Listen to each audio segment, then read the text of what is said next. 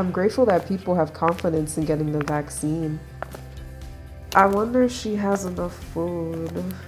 I hope Sandra's able to keep her appointments with all going on. Oh, let me help you with that.